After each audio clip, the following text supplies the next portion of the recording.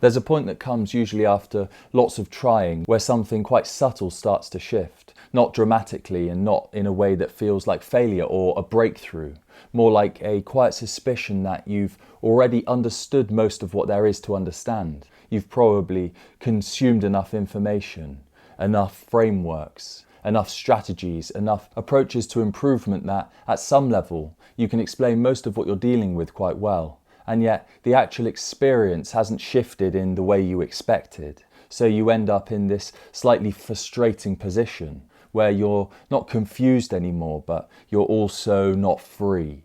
And that's an interesting place to be, because most people assume that the next step is more information, a better system, a more refined approach, something more advanced than what they've already tried.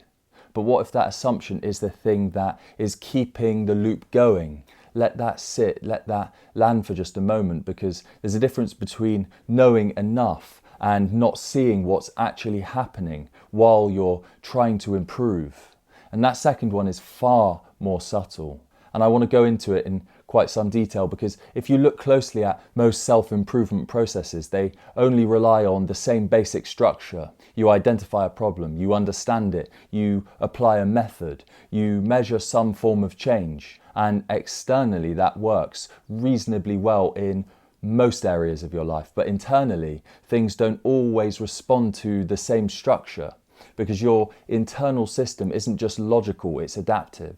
It doesn't change because something makes sense now. It changes because something feels different enough for it to update.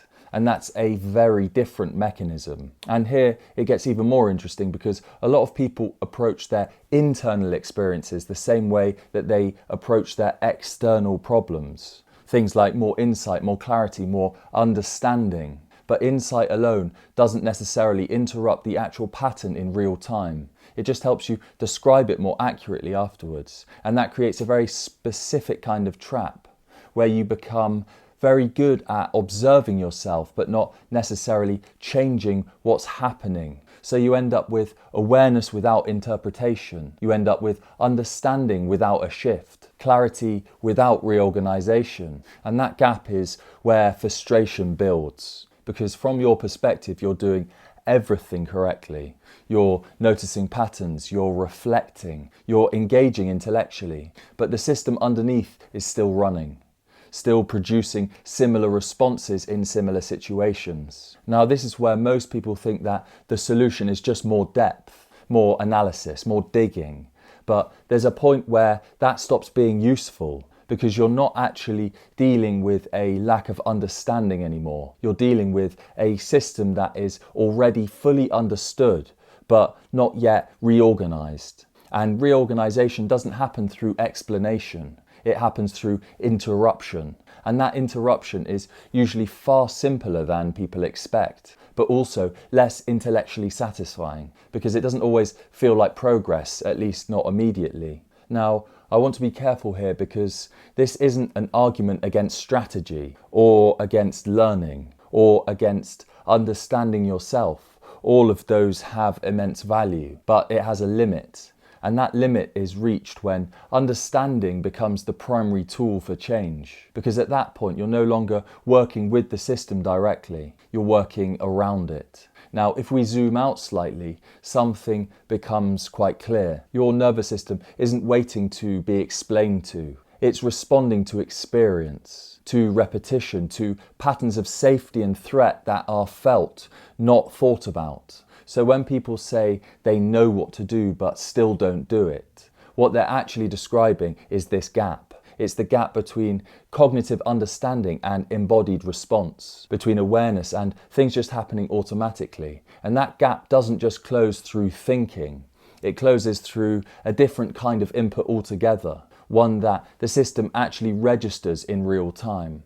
Now, here's the part that is a little more confronting, because if you've been relying on understanding for a long time, it can start to feel like control, like if you can explain it well enough, you're close to solving it. But explanation and change are not in the same system, and they don't always lead to each other. Sometimes they move in parallel for a long time without ever intersecting.